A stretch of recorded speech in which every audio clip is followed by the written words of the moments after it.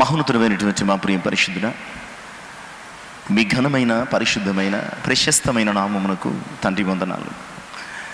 ఇంతవరకు మీ మహాకృపను బట్టి, కేవలము మీ ప్రేమను బట్టి ఈ మండలకాల శిలువ శ్రమల ధ్యాన గుడికలు 26 దినముల ఐశ్వర్యాన్ని, 26 దినముల సంపన్నతను,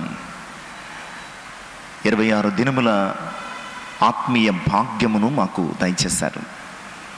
ఈ లోకములో ధనము దొంగలు కన్నము వేస్తారు, చిమ్మెట దానిని కొట్టివేస్తుంది. పరలోకమందు ధనము సంపాదించుకోండి అని చెప్పిన మీరే దరిద్రులమైన మమ్మను ధనవంతులు చేయడం కొరకు శిలువ మరణము పొంది తిరిగి లేచి మరల రానయుండి మీ పరలోక రాజ్య భాగ్యవంతులుగా చేయడానికి అయా మమ్మను ఆయత్తపరుస్తున్న విధానానికి స్తోత్రాలు. మరియు కుమారు ఈ 27వ దినములో ఏ విషయములో మేము సంపన్నత కలిగి ఉండాలి, ఐశ్వర్యవంతులము కాగలగాలి, ఈ విషయాన్ని నేను కదయా మీరే మీ నోటి బూరగా నన్ను వాడుకొని మాట్లాడండి. మానవ ఆత్మను మరుగుపరిచి, మానవ స్వరమును మరుగుపరిచి, మహిమ కలిగిన మీ శుద్ధాత్మ సహాయంతో మనోహరమైన మీ స్వరమును అనుగ్రహించి మాట్లాడమని, మీరే మహిమ ఘనత ప్రభావము పొందుకోమని యేసయ్య నామమున ప్రార్థించి వేడుకొనుచున్నాను తండ్రి, ఆమేన్. దేవునికి మహిమ కలుగునుగాక.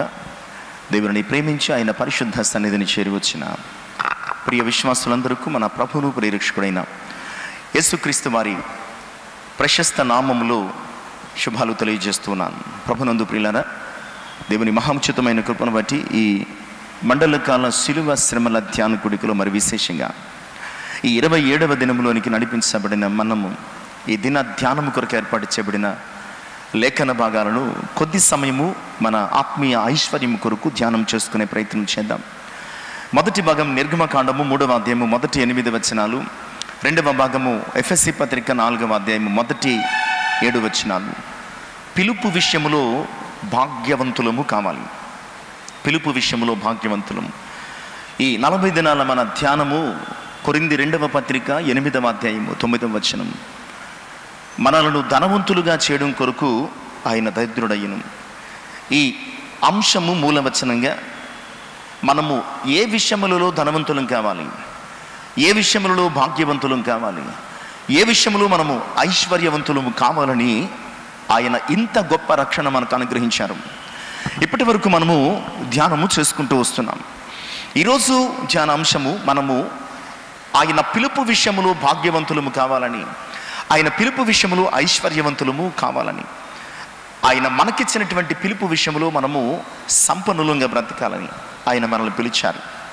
ఈ విషయాన్ని మనం అర్థం చేసుకోవడానికి అసలు దేని నుంచి మనల్ని పిలిచాడు, ఎందుకొరకు పిలిచాడు, పిలువబడినటువంటి అనేక మంది పరిశుద్ధ గ్రంథములో ఎలాంటి అనుభవాలను కలిగి మన ఎదుట సాక్ష్యాన్ని ఉంచారు, ఈ విషయాన్ని మనము ఆలోచన చేయడానికి సిద్ధపడదాం.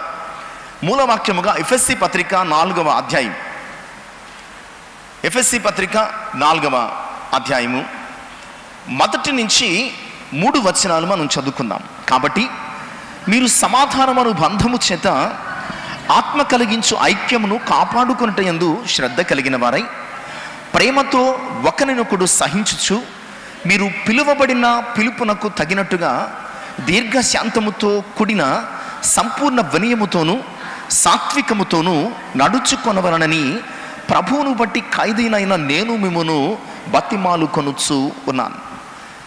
ఈ వాక్య భాగం అంతటిలో పౌలు యొక్క ఉద్దేశం, ఎఫెసీ సంఘానికి ఇస్తున్నటువంటి పిలుపు ఏంటయ్యా అంటే, ఎఫెసీ సంఘముతో భక్తుడు మాట్లాడుతున్నాడు, అయ్యా మీరు పిలువబడిన పిలుపునకు తగినట్టు బతకండి.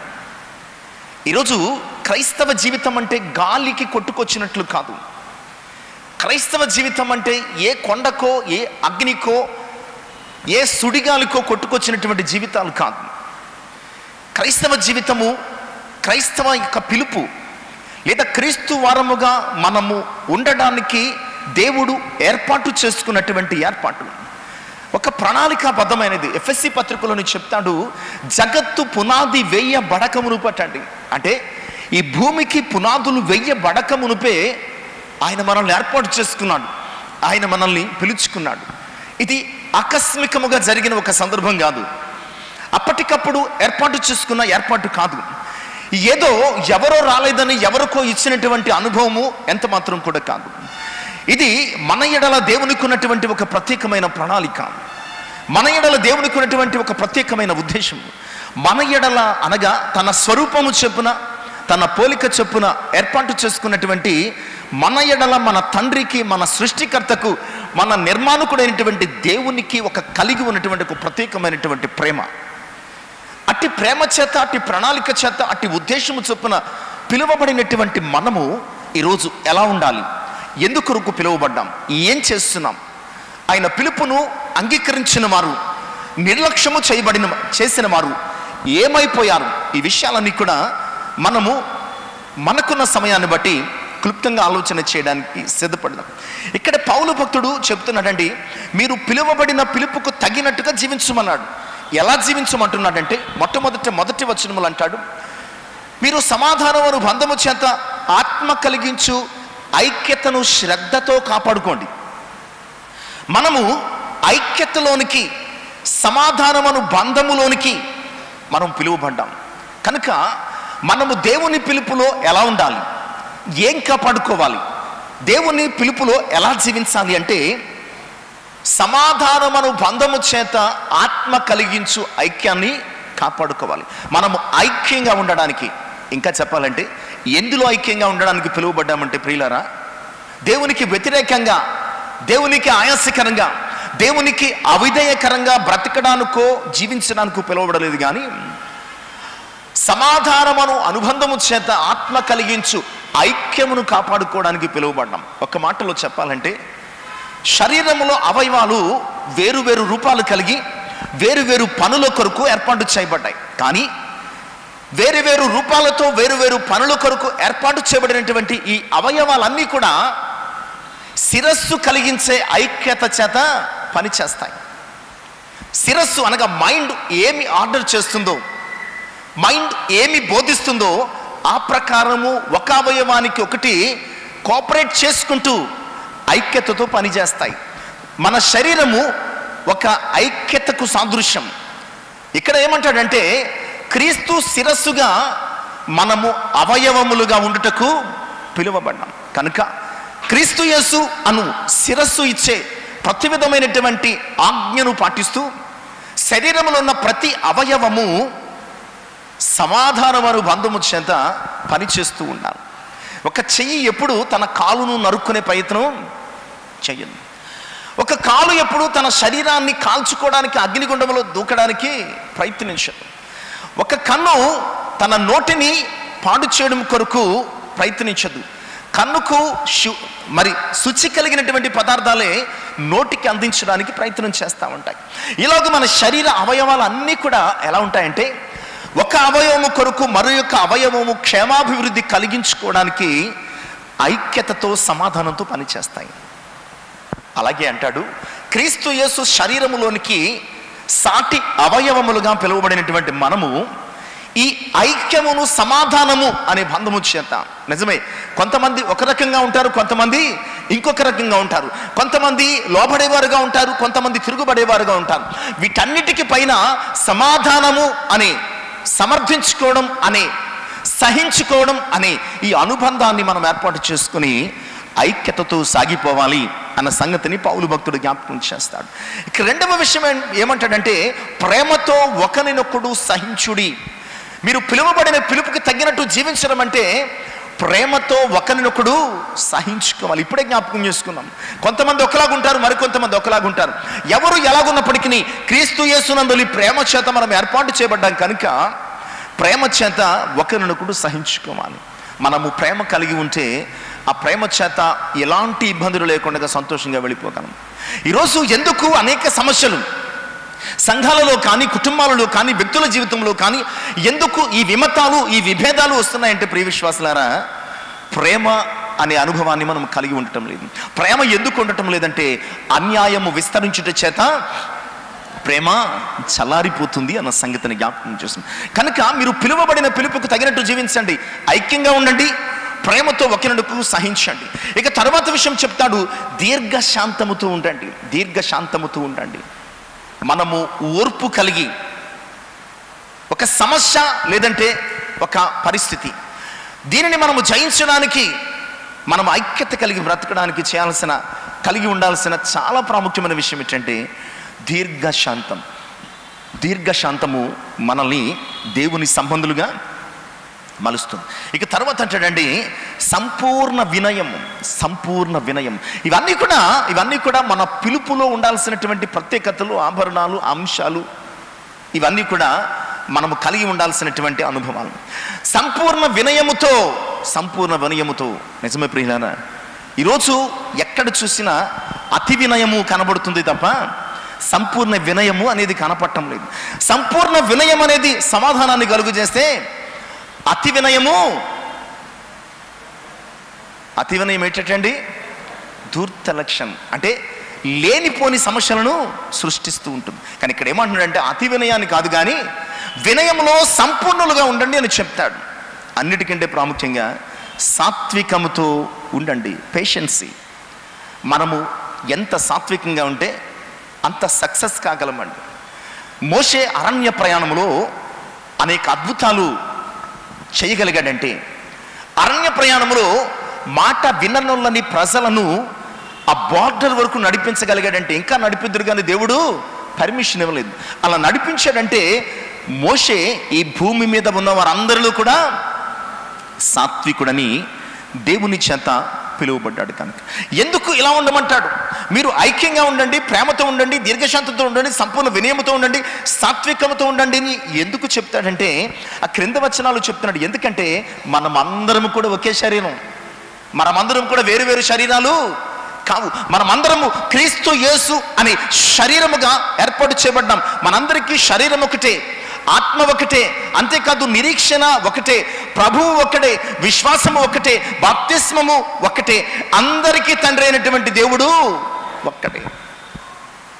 ఒకే ఆత్మ కలిగి, ఒకే పిలుపు కలిగి, ఒకే ప్రభువులోనికి వచ్చినటువంటి మనము వేరువేరుగా ఎందుకు ఆలోచించాలి? క్రీస్తు ప్రేమను బట్టి దీర్ఘశాంతముతో, సంపూర్ణ వినయముతో, సాత్వికముతో, సహనముతో, సమాధానం అనుబంధము చేత ఆత్మ కలిగించు ఐక్యతను కాపాడుకోవడమే పిలుపులో ఉన్న ఎజెండా అనమాట అండి. మనల్ని ప్రభు పిలుచుకోవడంలో ఉన్నటువంటి ఏకైక ఎజెండా ఏంటంటే, ఇక్కడ పౌలు భక్తిని ద్వారా పరిశుద్ధాత్ముడు మాట్లాడుతున్నాడు. సమాధానం అనుబంధము చేత ఐక్యతను కాపాడుకోండి, సహించుకోండి, దీర్ఘశాంతముతో ఉండండి, సంపూర్ణమైన వినయముతో ఉండండి, సాత్వికముతో నడుచుకోండి. ఎందుకంటే మీరు ఒక శరీరముగా ఉండడానికి, ప్రభు శిరస్సుగా మీరు ఏక శరీరముగా ఉండడానికి, ఏక శరీరముగా పనిచేయడానికి, ఏక శరీరముగా బ్రతకడానికి, ఏక శరీరముగా ప్రభువును మహిమపరచడానికి పిలువబడ్డారు తప్ప ఎవరి మట్టుకు వారు బ్రతకడానికో, ఎవరి మట్టుకు వారు జీవించడానికో, ఎవరి ప్రణాళికలు వారు కలిగి సమస్యలను, అసమాధానాన్ని కలిగించడానికో మీరు ఎంత మాత్రము కూడా పిలువబడలేదు అన్న సంగతిని జ్ఞాపకం చేస్తుంది. ప్రియులారా, ఇలాంటి ప్రభువే, ఇలాంటి పరిశుద్ధాత్ముడే మనము ఎక్కడి నుంచి పిలువబడ్డాం అన్న మాటకు సమాధానం చెబుతూ, మనము ఎందుకు పిలువబడ్డాం అన్న విషయాన్ని ఆలోచించడానికి ముందు అసలు ఎక్కడి నుంచి పిలువబడ్డాం ఈ విషయాన్ని అర్థం చేసుకుందాం. మొట్టమొదటి అంశముగా ఎక్కడి నుంచి పిలువబడ్డామంటే మత్తయి సువార్త 9వ అధ్యాయం 13వ వచనం. మత్తయి సువార్త 9వ అధ్యాయము 13వ వచనం. అయితే నేను పాపులను పిలువవచ్చితిని గాని నీతిమంతులను పిలువరాలేదు. ఆయన ఎవరిని పిలువవచ్చాడు, ఎక్కడి నుంచి పిలిచాడు?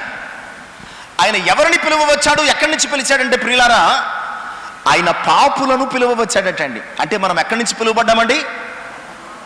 మనము మన అపరాధముల చేతను, పాపముల చేతను చచ్చిన వారమై ఉండగా, పాపము చేత, పాపపు ఊబిలో, పాపపు క్రియల చేత కదలలేక పడి ఉన్నటువంటి మనల్ని ఆయన పాపము నుంచి పరిశుద్ధతలోనికి నడిపించడానికి పిలుచుకున్నాడండి.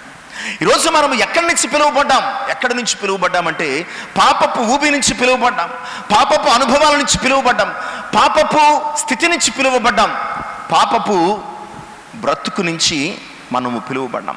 ఎలా పిలువబడ్డామంటే ఒక సమరయ స్త్రీని పిలిచినట్టు పిలువబడ్డామండి. పిలువబడిన తర్వాత సమరయ స్త్రీ ఏం చేసిందండి? తన కుండను విడిచిపెట్టి ప్రభువును వెంబడించింది. ఈరోజు మనము ఎందుకు, ఎలాగ, ఎక్కడి నుంచి పిలువబడ్డాం, ఈ విషయాన్ని జ్ఞాపకం చేసుకోగలిగితే మనం గడిచిన దినాలు చూస్తాం. పేతురు మరి తన మొదటి పత్రికలో జ్ఞాపకం చేస్తూ ఉంటాడు కదండి. పేతురు 2వ పత్రిక 2వ అధ్యాయం 22వ వచనం, కుక్క తన వాంతికి తిరుగునట్లు కడుగబడిన పంది బురదలో దొరుకుటకు మళ్ళినట్లు అను నిజమైన సామెత చొప్పున వీరికి సంభవించాను. మన పాపములోంచి పిలువబడ్డాం కనుక ఈ వాక్యము ద్వారా మనం నేర్చుకోవాల్సిన విషయం ఏంటంటే తిరిగి పాపములో పడకుండా ఉండాలి, తిరిగి పాపములోనికి వెళ్లకుండా ఉండాలి, తిరిగి బ్యాక్ టు పెవిలియన్ అన్నట్టుగా వెనక జీవితానికి, పాత జీవితానికి లేదా పాత బ్రతుకునకు వెళ్లకుండా జాగ్రత్త పడాలి అన్న సంగతిని వాక్యం ద్వారా స్పష్టం చేస్తాం. అలా వెళితే కనుక కుక్క తన వాంతికి తిరిగినట్లు కడుగబడిన పంది బురదలోనికి మళ్ళా వెళ్ళినట్లు ఉంటుంది అన్న విషయాన్ని తెలియజేస్తాడు. ఇదే పేతురు తన మొదటి పత్రిక 4వ అధ్యాయం మొదటి నుంచి మనము చదువుకుంటే కనుక, క్రీస్తు శరీరమందు శ్రమపడిన గనుక మీరును అట్టి మనసును ఆయుధముగా ధరించుకున్నట్టు శరీర విషయంలో శ్రమపడిన వాడు శరీరమందు జీవించు మిగిలిన కాలం ఇక మీదట మనుజాసలను అనుసరించి నడుచుకొనక దేవుని ఇష్టానుసారంగానే నడుచుకున్నట్లు పాపముతో జోలి ఇక ఏమీయూ లేకుండా ఉండును. ఆ 3వ వచనము చివరి భాగంలో అంటాడు, అన్యజనుల ఇష్టము నెరవేర్చుటకు గతించిన కాలమే ఇక చాలు. ఎందుకంటే మీరు పాపములోంచి రక్షణలోనికి పిలువబడ్డారు, పాపములోంచి పరిశుద్ధతలోనికి పిలువబడ్డారు. ఇక ఆ పాపపు పాత జీవితాన్ని జీవించడం కొరకు గడిచిన కాలం ఇక చాలు, ఇక మీదట మీరు పరిశుద్ధులుగా ప్రభు కొరకు జీవించండి అన్న సంగతిని జ్ఞాపకం చేస్తున్నాను. కనుక మన పిలుపు ఎక్కడి నుంచి ఎక్కడికంటే పాపములోంచి రక్షణలోనికి పిలువబడ్డాం. ఇక 2వ విషయం కూడా, మనం పిలుపు ఎక్కడి నుంచి పిలువబడ్డామంటే పేతురు మొదటి పత్రిక 2:9లో, పేతురు మొదటి పత్రిక 2వ అధ్యాయం 9వ వచనం, అయితే మీరు చీకటిలో నుండి ఆశ్చర్యకరమైన తన వెలుగులోనికి మిమ్మల్ని పిలిచిన వాని గుణాతిశయములను ప్రచురము చేయ నిమిత్తము ఏర్పరచబడిన వంశము, రాజులైన యాజక సమూహము, పరిశుద్ధ జనము, దేవునికి సొత్తు అయిన ప్రజలై ఉన్నారు. ఇక్కడ ఎక్కడి నుంచి పిలువబడ్డామంటండి? చీకటిలోంచి. మనం ఎక్కడి నుంచి పిలువబడ్డామండి? చీకటిలోంచి పిలువబడ్డాం. ఒకసారి చీకటిలోంచి వెలుతురులోనికి వచ్చిన తర్వాత ప్రియులారా, మళ్ళా చీకటిలోనికి వెళ్ళడానికి ఎవరైనా ఇష్టపడతారా? మరలా చీకటిలోనికి వెళ్ళడానికి ఎవరైనా ఇష్టపడతారా? ఒక్కసారి చీకటిలోంచి వెలుగులోనికి వచ్చినటువంటి మనిషి మళ్ళా చీకటిలోనికి వెళ్ళకూడదని ఎన్ని సాధనాలు కనుక్కున్నాడో తెలుసా అండి? ఒకప్పుడు ఈ కరెంట్ లేనప్పుడు, ఈ ఎలక్ట్రిసిటీ లేనప్పుడు మనమంతా ఎక్కడ ఉండేవాళ్ళమండి? వెలుతురులో ఉండేవారా? చీకటిలోనే ఉన్నాం. ఆ తర్వాత ఎలక్ట్రిసిటీ కనిపెట్టిన తర్వాత ఎలక్ట్రిసిటీ కొరత అనేది ఒకటి వచ్చిందండి. ఆ కొరత వచ్చినప్పుడు కొన్ని గంటలో, కొన్ని పూట్లో కరెంటు పోవడం మొదలుపెట్టింది. కరెంటు పోవడం మొదలుపెట్టినటువంటి పరిస్థితుల్లో మనిషి చీకట్లో ఉండడానికి ఏమవ్వలేదండి? అడ్జస్ట్ కాలేదు, ఇష్టపడలేదు. చీకట్లో ఉండడానికి అడ్జస్ట్ కాక ఇష్టపడక ఏం చేశాడండి? తర్వాత జనరేటర్లు కనుక్కున్నాడు, తర్వాత బ్యాటరీలు కనుక్కున్నాడు, తర్వాత సోలార్ సిస్టమ్ కనుక్కున్నాడు. అంటే మానవుడు ఎక్కడికి వెళ్ళడానికి ఇష్టపడలేదు? ఈరోజు ఆత్మీయంగా వాక్యం ఏం చెప్తుందంటే, మీరు చీకటిలోంచి ఆశ్చర్యకరమైన వెలుగులోనికి పిలువబడ్డారు, మళ్ళీ ఎందుకు చీకటిలోనికి వెళ్ళడానికి తొందరపడుతున్నారు? కరెంట్లో ఉన్నవాడు కరెంటు పోతే ఇన్వర్టర్లో లేకపోతే అట్లీస్ట్ క్యాండిల్లో ఏదో వెలిగించుకుని వెలుగులో ఉండే ప్రయత్నం చేస్తున్నాడు కదా. అలాంటిది చీకటి జీవితం నుంచి, చీకటి బ్రతుకు నుంచి, చీకటి అనుభవాల నుంచి మిమ్మల్ని పిలిచిన వారి యొక్క గుణాతిశయములను ప్రచురము చేయువారుగా ఉండడం మానేసేసి క్రీస్తునందు వెలిగింపబడినటువంటి మనము వెలుగు సంబంధులుగా జీవించడం మానేసేసి ఎందుకు మళ్ళా చీకట్లోనికి వెళ్ళే ప్రయత్నం చేస్తున్నాం? ఆయన అంటున్నాడు, మీరు లోకమునకు వెలుగైనారు, మీరు వెలుగు సంబంధులుగా ఉండాలి. వెలుగు అంటే సమస్త విధములైనటువంటి మంచితనము, నీతి, సత్యమను వాటిలో బయలుపరచబడుతున్నది అన్న సంగతిని వాక్యము జ్ఞాపకము చేస్తుంది. ఇదే ఎఫెసీ పత్రిక 5వ అధ్యాయము 8 నుంచి జ్ఞాపకం చేస్తాడు. మీరు పూర్వమందు చీకటి అయి ఉంటురి, ఇప్పుడైతే ప్రభునందు వెలుగైనారు, వెలుగు ఫలము సమస్త విధములైనటువంటి మంచితనము, నీతి, సత్యమను వాటిలో బయలుపరచబడుతున్నది. కనుక మనం ఎక్కడి నుంచి పిలువబడ్డామంటే చీకటిలోంచి ఆశ్చర్యకరమైనటువంటి దేవుని వెలుగులోనికి పిలువబడ్డాం. కనుక మళ్ళా చీకటిలో ఉండే ప్రయత్నము, చీకటిలో జీవించే ప్రయత్నం, చీకటిలో మసలే ప్రయత్నం చేయకుండా మనము వెలుగులో ఎలా ఉండాలి, కరెంటు పోతే ఎలా వెలుగులో ఉండాలని ప్రయత్నించిన మనిషిగా చీకటిలోనికి వెళ్లకుండా ఈ వెలుతురులో ఎలా ఉండాలి అన్న ప్రయత్నం కూడా చేసే ఆత్మీయతలోనికి నడిపించబడాలని జ్ఞాపకం చేస్తున్నాను. అలాగే యోహాను 5:24 అంటాడండి, మనము మరణములోంచి పిలువబడ్డామండి, మరణములోంచి జీవములోనికి దాటించబడ్డానికి పిలువబడ్డామంటండి. ఒకప్పుడు మనము మరణంలో ఉన్నాం, ఒకప్పుడు మనం మరణ ఛాయగల ప్రదేశంలో ఉన్నాం, ఒకప్పుడు మన మీద మరణము అధికారము చేస్తున్నప్పుడు, రాజ్యము చేస్తున్నప్పుడు మరణపు ముళ్ళను విరిచి యేసుక్రీస్తు వారు ఏం చేశారండి? మనలను జీవంలోనికి నడిపించారు. ఇప్పుడైతే క్రీస్తునందు ఉన్నవాడు, క్రీస్తు యేసును విశ్వసించిన వాడు మరణములో తీర్పులో ఉండక ఎక్కడి నుంచి ఎక్కడికి వెళ్ళిపోయేటండి? మరణములోంచి జీవములోనికి. మనం ఎక్కడి నుంచి పిలువబడ్డామంటే ప్రియులారా, మనము పాపము నుంచి రక్షణలోనికి పిలువబడ్డాం, అలాగే చీకటిలోంచి వెలుగులోనికి పిలువబడ్డాం, అలాగే మరణములోంచి జీవములోనికి పిలువబడ్డాం. హోషేయ గ్రంథం 11వ అధ్యాయం మొదటి వచనంలో, హోషేయ గ్రంథం 11వ అధ్యాయము మొదటి వచనం ఈ మాట చెప్తుందండి, ఇశ్రాయేలు బాలుడై ఉండగా నేను వాని యెడల ప్రేమ కలిగి నా కుమారుని ఐగుప్తు దేశం నుంచి ఎక్కడి నుంచి పిలిచాటండి? ఐగుప్తు లోకానికి సాదృశ్యం, ఐగుప్తు లోక అధికారానికి సాదృశ్యం. ఇశ్రాయేలు అనబడే తన కుమారుని దేవుడు ఎక్కడి నుంచి పిలిచాడంటే, నేను ఐగుప్తులోంచి పిలిచాను. బాలుడై ఉన్నప్పుడు, పెరిగిన తర్వాత మళ్ళా ఐగుప్తుకి వెళ్ళిపోతున్నారేమో. బాలుడై ఉండగా ఐగుప్తు నుంచి పిలిచినటువంటి దేవుని పిలుపును నిర్లక్ష్యం చేసి ఒకవేళ ఎదుగుతున్న కొద్దీ తిరిగి ఐగుప్తు వైపునకు వెళ్ళిపోతున్నామేమో. అందుకనే ఐగుప్తు ఆశలను విడిచిపెట్టి ఆత్మీయ కనానుకు చేరమని వాక్యం జ్ఞాపకం చేస్తుంది. దేవుడు ఆజ్ఞ ఇచ్చాడు, మళ్ళా మీరు ఐగుప్తులోనికి వెళ్ళకూడదు. మళ్ళా మీరు ఎక్కడికి వెళ్ళకూడదండి? ఐగుప్తులోనికి వెళ్ళకూడదు. గమనించండి, పితరుల కాలం నుంచి ఐగుప్తులోనికి వెళ్ళిన ప్రతిసారి ఏమైందండి? అబ్రహాం ఐగుప్తుకు వెళ్ళాడు, ఇస్సాకు వెళ్ళాడు. ఐగుప్తుకు వెళ్ళిన ప్రతిసారి మన పితరులకు కానీ ఇశ్రాయేలు ప్రజలకు కానీ ఏం జరిగిందండి? శ్రమలు పడ్డారు, కష్టాలు పడ్డారు, ఇబ్బందులు పడ్డారు, సమస్యలు పాలైపోయారు, ఆత్మీయతను పోగొట్టుకునే పరిస్థితులు వచ్చేసాయి. నిజమే, ఈరోజు మనల్ని ఎక్కడి నుంచి పిలిచాడంటే ఐగుప్తు అనే లోకంలోంచి ఆశీర్వాదకరమైనటువంటి కృపలోనికి పిలిచాడు. కనుక తిరిగి ఐగుప్తులోనికి వెళ్లకుండా ఉండమని జ్ఞాపకం చేస్తున్నాను. అలాగే ప్రియులరా, ఆదికాండము 3వ అధ్యాయము 9, ఆదికాండము 3వ అధ్యాయము 9, అలాగే 3వ అధ్యాయం 21వ వచనం, 3వ అధ్యాయం 21, రెండు చదువుకుందామండి. దేవుడైన యెహోవా ఆదామును పిలిచి నీవెక్కడ ఉన్నావు అనను. ఇక్కడ దిగంబరత్వములోంచి పిలిచాడండి. ఆదామును ఎక్కడి నుంచి పిలిచాడు? పాపము చేసి ఎలా ఉన్నాడండి ఆదాము? దిగంబరుడుగా ఉన్నాడు. దిగంబరత్వములో పిలిచి 3:21లో చెప్తాడండి, వారి కొరకు చర్మపు చొక్కాయిలు. దిగంబరత్వము నుంచి ఆ దిగంబరత్వమును కప్పే అనుభవంలోనికి, రక్షణ అనుభవంలోనికి, లేదా అవమానమును సిగ్గును తీసివేసే ఆ ఆశీర్వాదకరమైన అనుభవంలోనికి నడిపించాడు. ఒక్కసారి బట్టలు కుట్టుకుని ధరించుకోవడం మొదలుపెట్టిన మనిషి మళ్ళా బట్టలు లేకుండా ఉండగలిగాడా? రకరకాల ఫ్యాషన్స్, డిఫరెంట్ ఫ్యాషన్స్ ఈరోజు సమాజంలో వచ్చేసాయండి. ఒక్కసారి బట్టలు ధరించడం మొదలుపెట్టినటువంటి మనిషి వాటిని వదులుకోవడానికి ఇష్టపడలేదు. ఆత్మీయ జీవితంలో రక్షణ అనే వస్త్రము ధరించిన నీవు మళ్ళా ఎందుకు రక్షణ అనే వస్త్రాన్ని విడిచిపెట్టి ఆత్మీయ దిగంబరత్వంలోనికి వెళ్ళిపోతున్నావు? నిన్ను ఎక్కడి నుంచి పిలిచాడంటే దిగంబరత్వం నుంచి వస్త్రములు ధరించుకునే రక్షణ వస్త్రాన్ని ఇచ్చినటువంటి స్థితిలోనికి పిలిచాడు. ఇంకో విషయం చెప్తాను, లూకా సువార్త 19:5. నిన్ను ఎక్కడి నుంచి పిలిచాడంటే లూకా 19:5, నిన్ను మేడి చెట్టు నుంచి పిలిచాడు.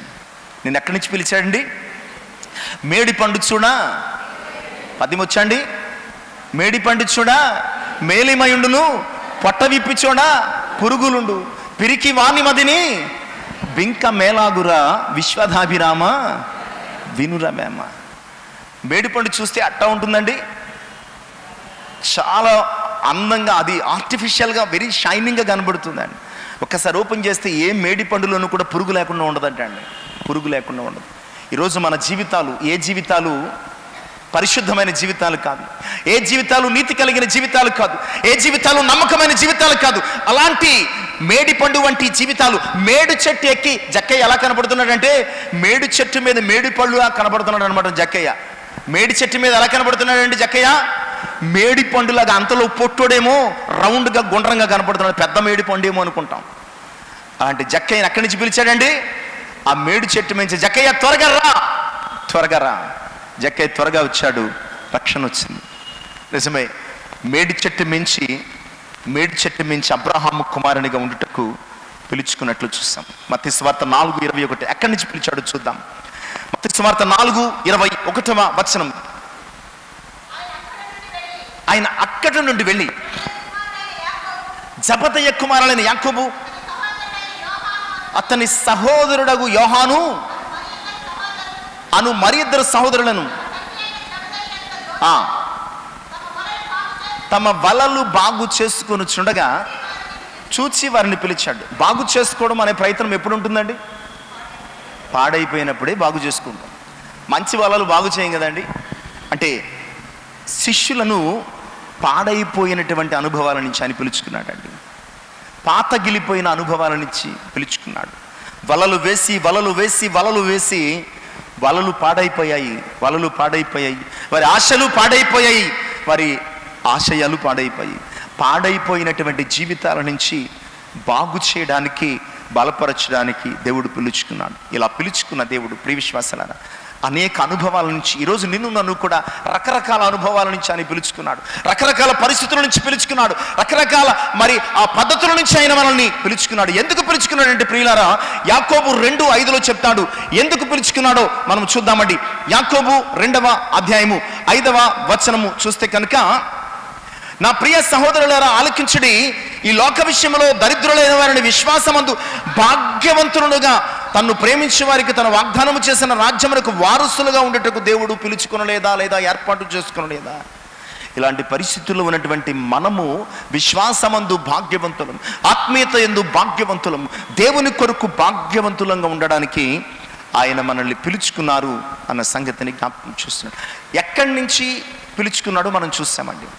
ఎక్కడి నుంచి పిలుచుకున్నాడో చూసినటువంటి మనము ఇంకో విషయాన్ని చూడాలి. అసలు ఎందుకు పిలుచుకున్నాడు ఆయన? ఓ పర్పస్ ఉంటుంది కదండి. మనము మన ఇంటి నుంచి ఇక్కడికి పిలువబడ్డామండి. మనము మన ఇంటి నుంచి ఇక్కడికి పిలువబడ్డాం. ఎక్కడికి పిలువబడ్డామండి? ఏమండి? చర్చికి. ఎందుకు పిలువబడ్డాం అంటే, పిలువబడిన లేదా రాబడిన ప్రతి ఒక్కరికి ఒక పర్పస్ అనేది ఉంటుంది, ఒక ఉద్దేశం ఉంటుంది. అలాగే పలానా చోటు నుంచి దేవుడు మనల్ని పిలిచాడు, పర్పస్ ఉంటుంది కదా, పర్పస్ ఉంటుంది. ఎందుకు పిలిచాడు అని మనం చూస్తే కనుక, తెస్సలోనికీయులకు రాసినటువంటి మొదటి పత్రిక 4వ అధ్యాయం 7వ వచనం, పరిశుద్ధులగుటకే ఆయన ఎందుకు పిలిచాడటండి? ఈరోజు మనము చేస్తున్న ఏ యాక్టివిటీ కోసం ఆయన పిలవలేదండి. ఈరోజు ఇందుకొరకే అని జీవిస్తున్నాం. మనము మన ఆత్మీయ ప్రయాణంలో ప్రతిదానికి రాజీ పడిపోతూ, అడ్జస్ట్ అయిపోతూ, ఇందుకొరకే మనము కొన్ని ఏర్పాటు చేసుకుంటాం. ఇదే జీవితం, ఇదే సంఘము, ఇదే ఆత్మీయత, ఇదే ఆత్మీయ జీవితంలో మనం చేయాల్సిన ప్రాక్టీస్ అని మనము ఈ లోకానికి రాజీ పడిపోతూ, ఇదే క్రైస్తవ్యమని, ఇదే పిలుపు యొక్క ఉద్దేశమని, ఇదే పరిశుద్ధత అని బ్రతికేస్తున్నాం. కానీ వాక్యం ఏం చెప్తుందంటే, మీరు ఇందుకొరకు పిలువబడలేదు, మీరు ఇందుకొరకైతే పిలువబడలేదు. మరి ఎందుకొరకు పిలువబడ్డారంటే చాలా స్పష్టంగా చెప్తున్నాడు, మీరు పరిశుద్ధులగుటకే పిలువబడ్డారు. మీరు పరిశుద్ధులుగా బతకడానికి, మీరు పరిశుద్ధులుగా జీవించడానికి, మీరు పరిశుద్ధులుగా మాట్లాడడానికి, మీరు పరిశుద్ధులుగా ప్రవర్తించడానికి, మీరు పరిశుద్ధులుగా ఈ లోకంలో సాక్షులుగా ఉండడానికి మనం ఎందుకొరకు పిలువబడ్డామంటే కేవలము పరిశుద్ధులుగా ఉండడానికి అంతే. ఇందుకొరకు తప్ప మనము ఏది చేసినా ఆయన పిలుపులోంచి మనము జారిపోయినట్లే, ఆయన పిలుపులోంచి మనము పడిపోయినట్లే, ఆయన పిలుపులోంచి మనము పతనము అయిపోయినట్లే. ఈరోజు ఈ మాటలో జ్ఞాపకం చేసుకుందాం ప్రియులారా. ఎందుకొరకు, ఏ పర్పస్ మీద పిలువబడ్డామంటే, ఆయన పరిశుద్ధుడు గనుక మనము కూడా పరిశుద్ధులుగా ఉండుట కొరకు పిలువబడ్డాం. అలా పిలువబడినటువంటి మనము ఎంతవరకు పరిశుద్ధులుగా ఉంటున్నాం? పరిశుద్ధత అంటే పాపము లేకపోవడం. పాపం అంటే ఆజ్ఞను అతిక్రమించడం. అంటే పరిశుద్ధత అంటే దేవుని వాక్యానుసారంగా బతకడం కొరకు, దేవుని ఆజ్ఞానుసారంగా బతకడం కొరకు, దేవుని చిత్తానుసారంగా బతకడం కొరకు మనం పిలువబడ్డామటండి. అంటే మన సమస్త ప్రవర్తన యందు ఎలా ఉండడానికి పిలువబడ్డామంటే, ఆయన వాక్యానుసారులుగా, ఆయన ఆజ్ఞానుసారులుగా, ఆయన చిత్తానుసారులుగా, ఆయన ఇష్టానుసారులుగా ఉండడానికి పిలువబడ్డాం. ఇదే పరిశుద్ధత అన్న సంగతిని వాక్యము ద్వారా తెలియజేస్తుంది. కనుక ఈరోజు మనం ఎందుకొరకు పిలువబడ్డామంటే, ఈరోజు ఫలానా ఫలానా ఫలానా ఫలానా అని రకరకాల ఆలోచనలతో ఉన్న మనం దేని కొరకు ఆయన మనల్ని పిలువలేదు, కేవలము పరిశుద్ధులుగా ఉండడం కొరకు. ఇంకా చెప్పాలంటే ఈ పిలుపులో పరిశుద్ధులుగా ఉండడమే ఐశ్వర్యం అండి. ఈ పిలుపులో పరిశుద్ధులుగా ఉండడమే ఐశ్వర్యం. ఎందుకంటే ప్రతిదీ కూడా చాలా ఈజీగా కింద మీద పెట్టి ఏదోలా సంపాదించేసుకుంటాం. కానీ పరిశుద్ధతను సంపాదించుకోవడం అంటే మాటలా? ఈ పిలుపులో ఉన్నటువంటి గొప్ప ఐశ్వర్యం ఏంటంటే, ఈ పిలుపులో ఉన్నటువంటి గొప్ప భాగ్యం ఏంటంటే, అసలు దేనిలో ధనవంతులుగా ఉండడానికి ఆయన పిలిచాడంటే, ఈ పిలుపులో మనము పరిశుద్ధులగుటయ్యే ఐశ్వర్యం, ఈ పిలుపులో మనము పరిశుద్ధులగుటయ్యే భాగ్యము, ఈ పిలుపులో మనము పరిశుద్ధులుగా జీవించడమే అసలైనటువంటి ధన సంపన్నత అన్న సంగతిని గుర్తు చేస్తున్నాను. కనుక మనము పరిశుద్ధులుగా బ్రతకడానికి, అనగా ప్రభువునందు బ్రతకడానికి, ప్రభు వలె బ్రతకడానికి, ప్రభువులో బ్రతకడానికి సిద్ధపడదాం. ఇక రెండవ విషయం, ఏ పర్పస్ మీద ఆయన పిలిచాడు, ఏ పర్పస్ మీద పిలిచాడు? రెండవ అంశం చూస్తే కొరింథీ మొదటి పత్రిక 7వ అధ్యాయము 15వ వచనం. కొరింథీ మొదటి పత్రిక 7వ అధ్యాయము 15వ వచనం చదువుకుందాం. అయితే అవిశ్వాసి అయిన వాడు ఎడబాసిన ఎడబాయవచ్చును, అట్టి సందర్భములలో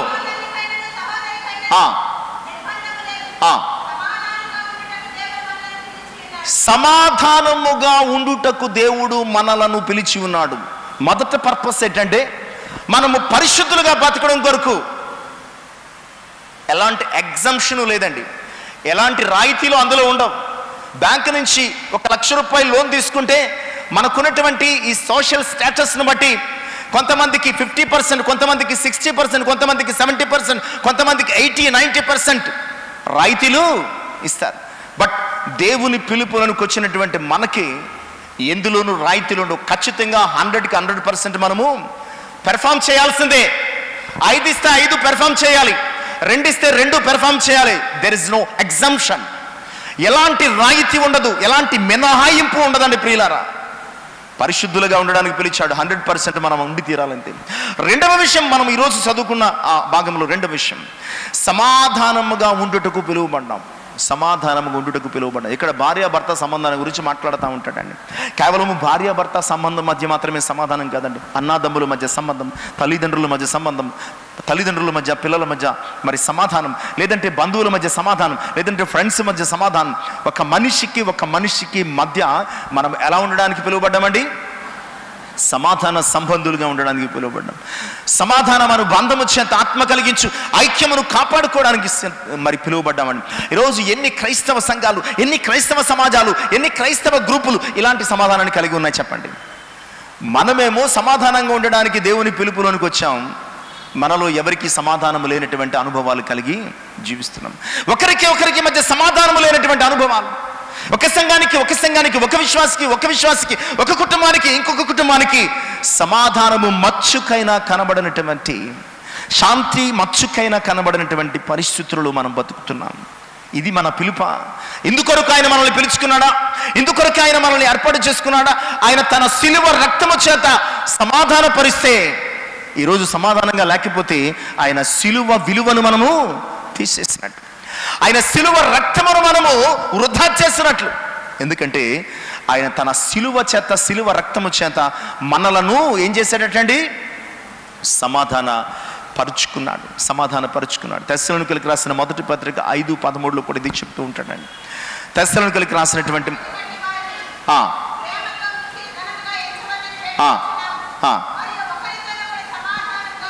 మరియు ఒకరితోనొకడు సమాధాన విషయంలో కూడా ఎగ్జంప్షన్స్ ఏమీ లేవండి. ఎందుకంటే సమాధానం అనేది 100%కి 100% ఉండాలి. 99% ఉందనుకోండి, అసమాధానం 1% అనుకోండి, అది ఏం చేస్తుందండి?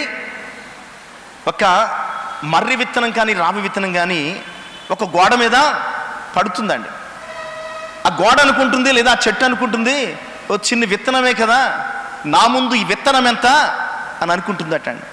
ఓ నెల పోయేసరికి చిన్న మొలక వస్తుంది, మళ్ళా చెట్టు గోడ అనుకుంటుందట, ఓ చిన్న మొలకే కదా, నా స్వరూపం ఉంది, ఇది ఎంత అనుకుంటుందట అండి. మళ్ళా 2 నెలలు పోయిన తర్వాత అది ఎదుగుతుంది. చివరికి ఎంతవరకు అంటే, నా ముందు ఇది ఎంత అనుకున్నటువంటి ఆ గోడ, ఆ చెట్టు పడిపోయేంతగా, కూలిపోయేంతగా అది ఎదిగిపోతుంది. నీవు 99% సమాధానాన్ని మెయింటైన్ చేస్తున్నావు. 1% నీలో అసహనం ఉంది. ఈ 1% చాలు 99%ని ఏదో ఒక రోజు డామినేట్ చేసి నిన్ను బరస్ట్ చేసేయడం కొరకు. అందుకనే మీరు సమాధానంగా ఉండడానికి పిలువబడ్డారు. సమాధానంలో నీకు పర్సెంటేజ్ ఉండదు. సమాధానంలో నీకు ఏముండదండి? పర్సెంటేజ్ ఉండదు. పర్ఫెక్ట్గా ఉండడం ఒకటే, సంపూర్ణంగా పరిపూర్ణంగా ఉండడం ఒకటే మార్గం. కనుక మనము సమాధానంగా ఉండడానికి, అందుకనే రోమాపత్రిక 12:18 అంటాడు, సఖ్యమైతే మీరు మనుషులందరితో కూడా, ఇఫ్ ఇట్ ఈస్ పాసిబుల్ అంటే వీలైతే అని కాదండి, చివరి వరకు ప్రయత్నించమని, చచ్చే వరకు ఉండమని, సమాధానంతో బ్రతకమని వాక్యము జ్ఞాపకం చేస్తుంది. కనుక సమాధానంగా ఉండడానికి అంటే పరిశుద్ధులుగా ఉండడానికి పిలువబడ్డాం. There is no exemption. సమాధానంగా ఉండడానికి పిలువబడ్డాం. ఎలాంటి మినహాయింపులు లేవు అన్న విషయాన్ని జ్ఞాపకం చేస్తున్నాం. ఇక మూడవ విషయం మనం చూద్దామండి. గలతీ 5:13. గలతీ 5:13. ఎందుకొరకు మనం పిలువబడ్డాం? సహోదరులారా, చాలండి, సహోదరులారా మీరు స్వతంత్రులుగా ఉండుటకు పిలువబడతారు. అమ్మయ్యా, బాగుంది. మేము అదే కదండి చేస్తున్నాం. మనం ఏం చేస్తున్నాం?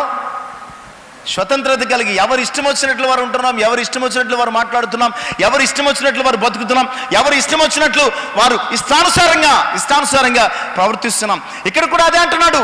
ఇదిగో సహోదరులారా మీరు ఎందుకు పిలువబడ్డారండి?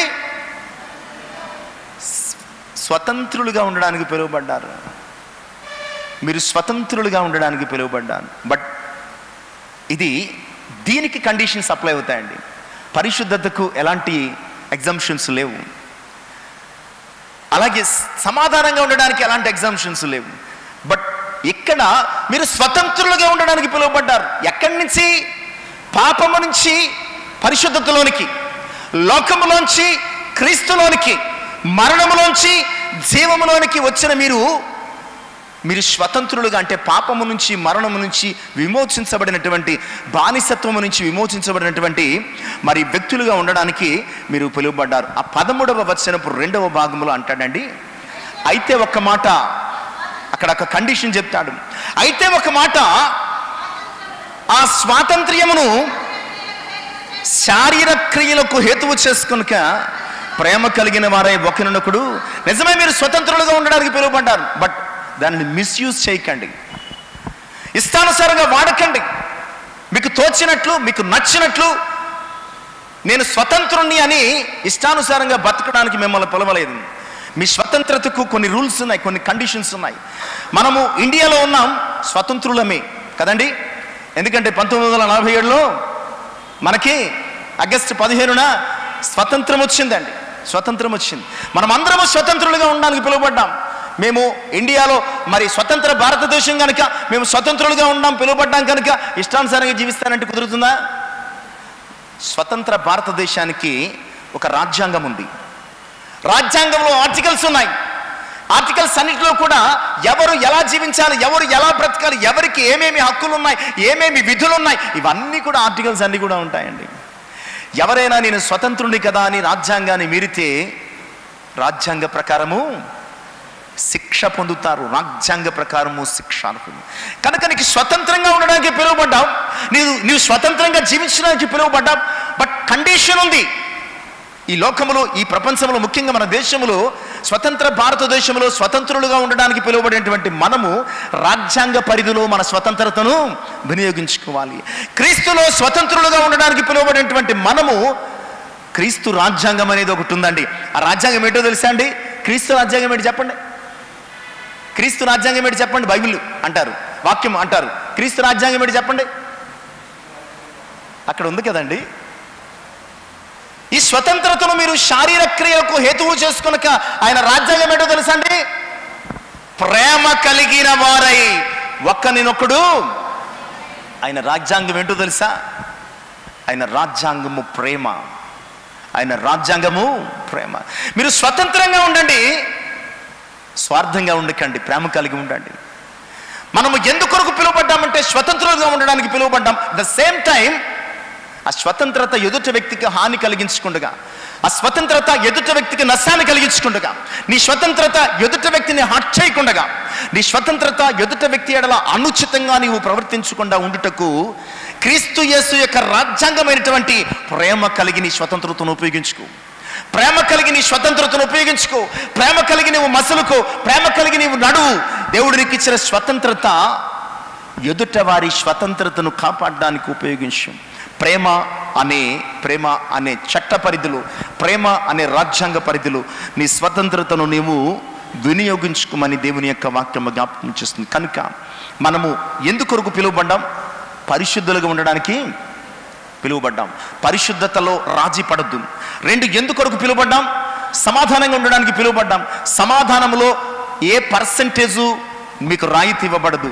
కంప్లీట్గా 100% మీరు ఈ సమాధానాన్ని పక్క వ్యక్తులతో మెయింటైన్ చేయాలి.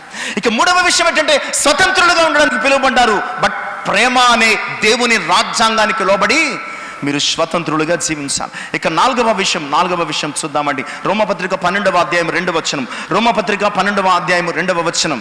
మీరు ఈ లోక మర్యాదను అనుసరింపక ఉత్తమమును అనుకూలమును సంపూర్ణమునైన దేవుని చిత్తమేదో పరీక్షించి తెలుసుకున్నట్లు మనస్సు మారి నూతన మగుట వలన రూపాంతరము పొందండి.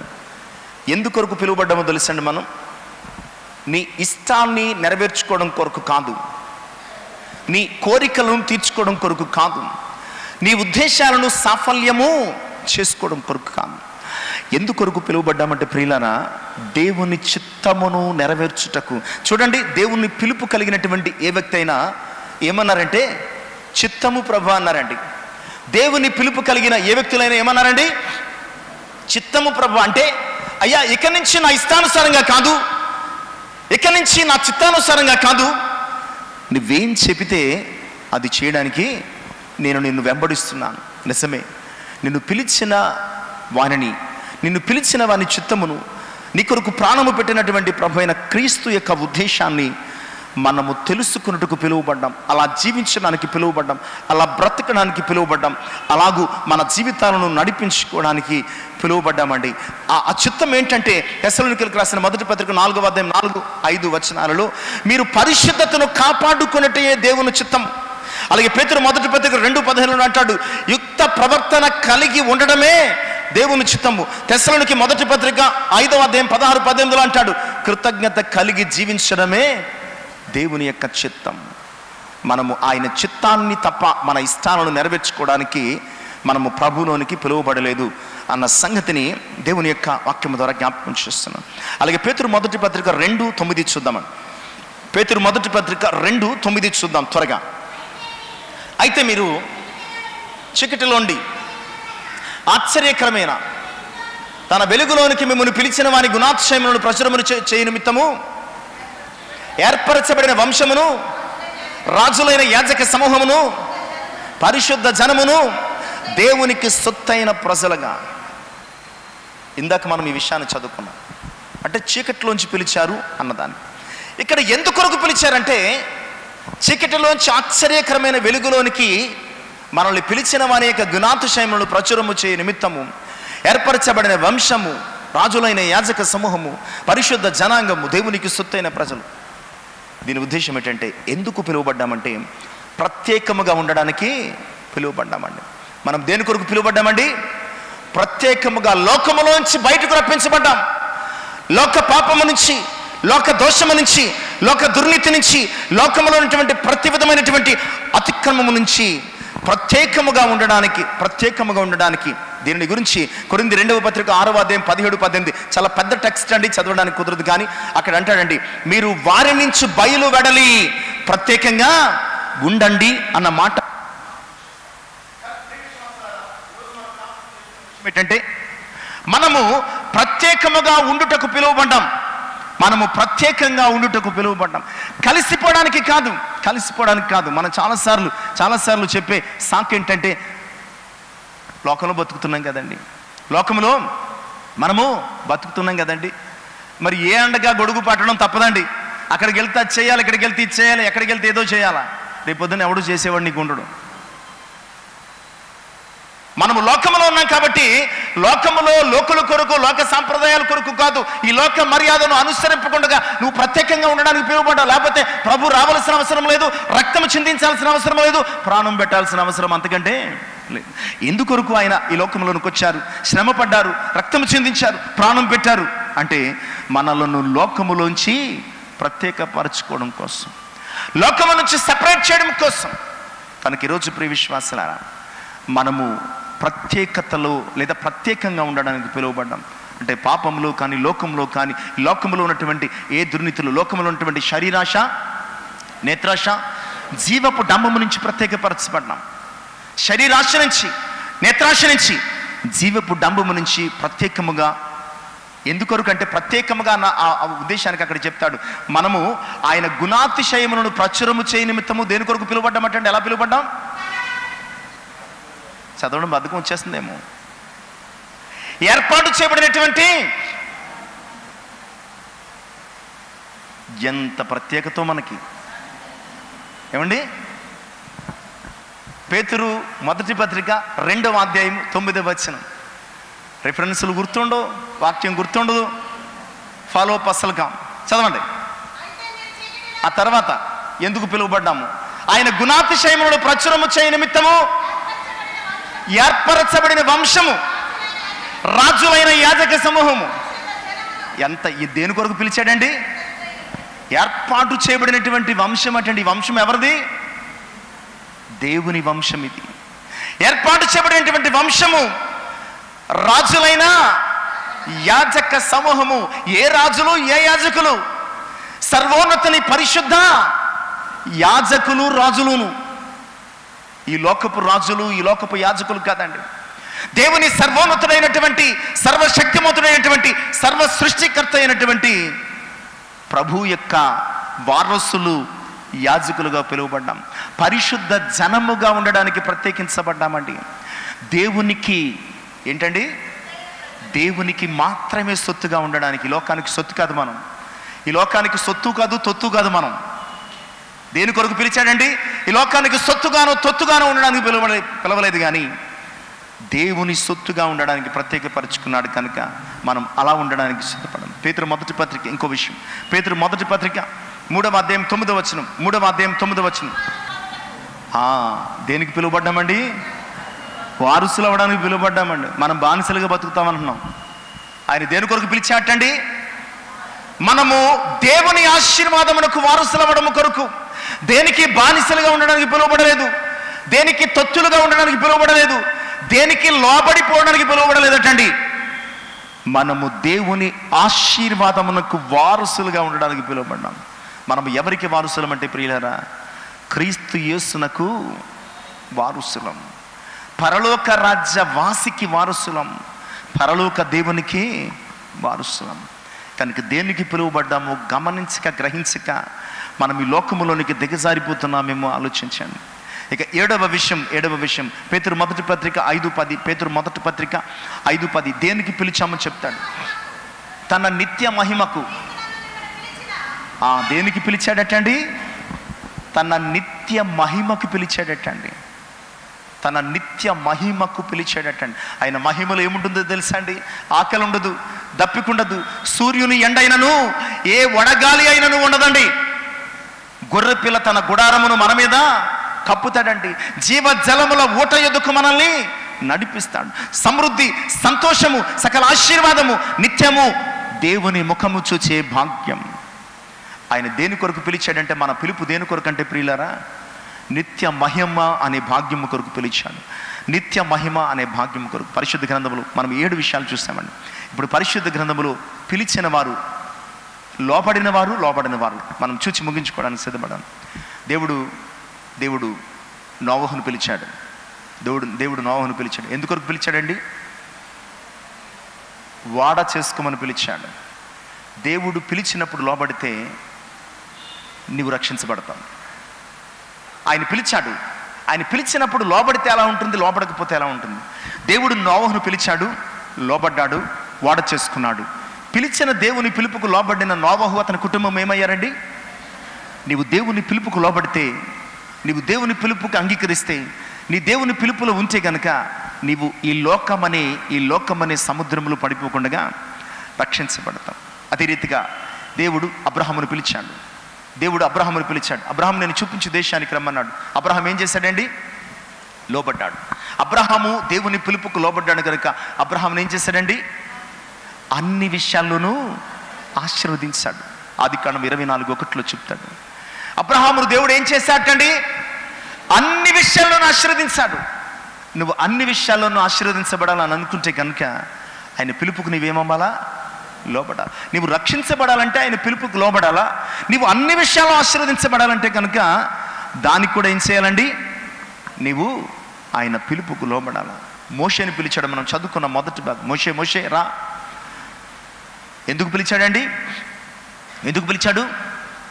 తన ప్రజలను విమోచించడం కొరకు పిలిచాడు.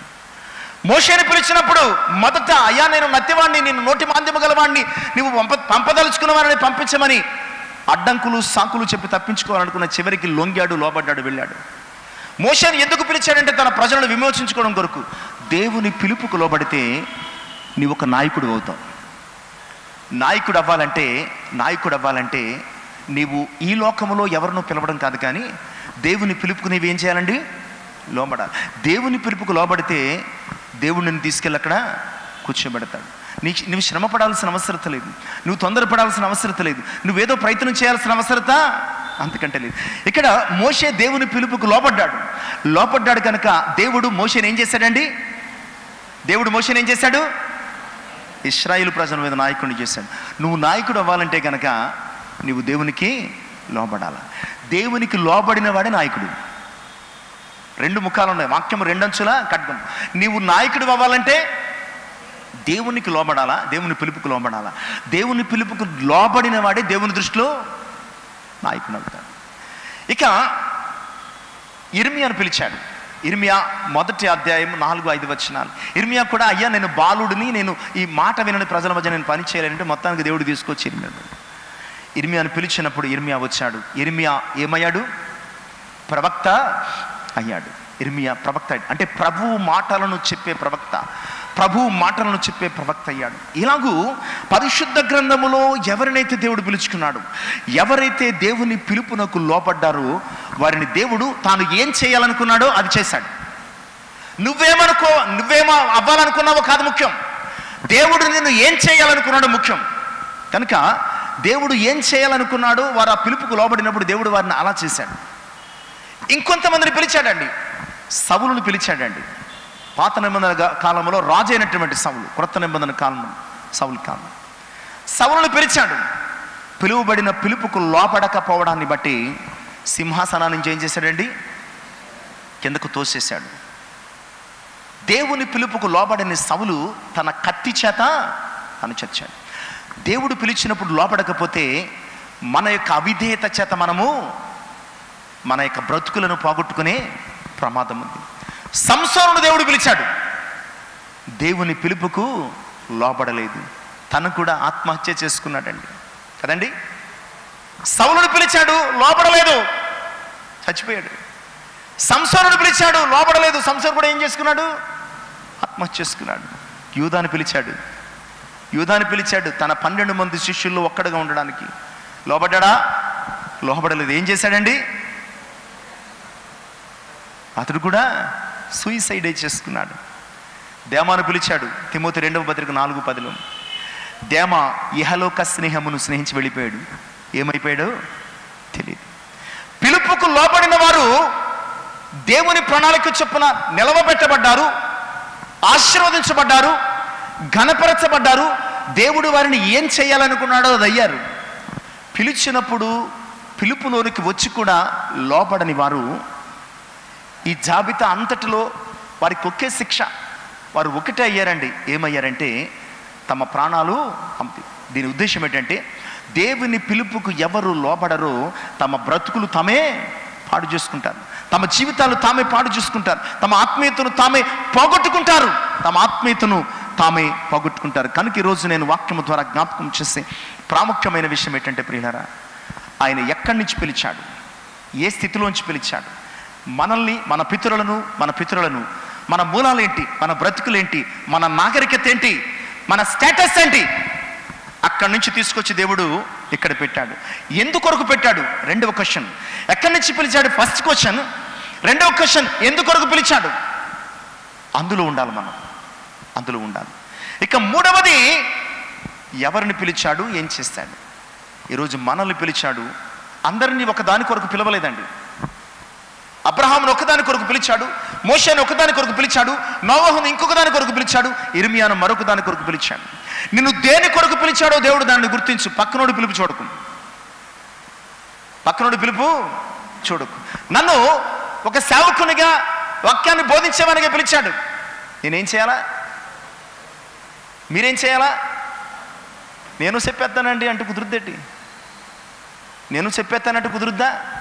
కుదరదు. అలాగే మిమ్మల్ని ఇంకో దానికి పిలిచాడు. నేను మీ దగ్గరికి వచ్చి వేలు పెడితే కుదురుతుందా? కుదరదు. గడిచిన ఈ ధ్యానంలో చెప్పాను, కుక్క పని కుక్క చేయాలా, గాడిద పని గాడి చేయాలి, దీని పని అది, దాని పని ఇచ్చేస్తే ఏమవుతుంది? ఒళ్ళంతా హూనమైపోతుంది. ఒళ్ళంతా ఏమైపోతుంది? హూనమైపోతుంది. కనుక ప్రియులారా, ఎక్కడి నుంచి పిలిచాడో జ్ఞాపకం చేసుకోండి, ఎందుకు పిలిచాడో జ్ఞాపకం చేసుకోండి. అలాగే నిన్ను దేని కొరకు పిలిచాడో కూడా జ్ఞాపకం చేసుకోండి. అలా జ్ఞాపకం చేసుకోగలిగితే కనుక ఖచ్చితంగా నీ పిలుపు నీకు ఐశ్వర్యం ఇస్తుంది, నీ పిలుపు నీకు భాగ్యం అవుతుంది, నీ పిలుపు నిన్ను పరలోక రాజ్యంలో సంపన్నుణ్ణి చేస్తుంది. ఫైనల్గా మత్తయి సువార్త 22:14, మత్తయి 22:14 చదువుకుని ముగించుకున్నాం. కాగా పిలువబడిన వారు అనేకులు, ఏర్పరచబడిన వారు, పిలువబడిన వారు అనేకులు, ఫైనల్గా ఫైనలిస్టు కొందరే. ఈరోజు మనం అందరం పిలువబడ్డాం. ఆయన రాకలో, రెండవ రాకలో ఆయన వచ్చినప్పుడు ఎంతమంది ఏర్పరచబడి ఎత్తబడతారో తెలియదు. కనుక ఈరోజు పిలువబడితే సరిపోదు. నేను సేవకునిగా, మీరు విశ్వాసులుగా ఇంకొక రకంగా పిలువబడితే సరిపోదు.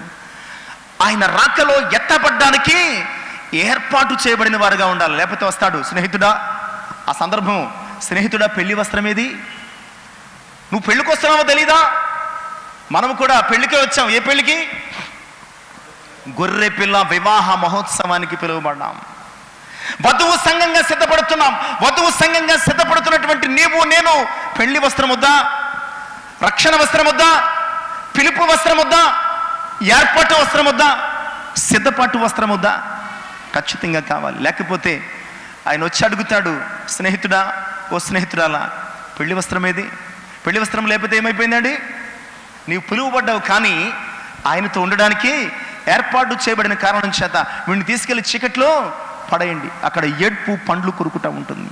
ఈరోజు పిలువబడిన వారు అనేకులు, పిలువబడిన ప్రతి ఒక్కరూ ఎత్తబడ్డానికి ఏర్పాటు చేయబడిన వారు కాదు. ఈరోజు మన ప్రయత్నం ఏంటంటే పిలువబడిన పిలుపుకు తగినట్టు జీవిస్తే ఎత్తబడే గుంపులో యేసుతో ఉంటాం, లేకపోతే లోకములు విడిచిపెట్టబడతాం.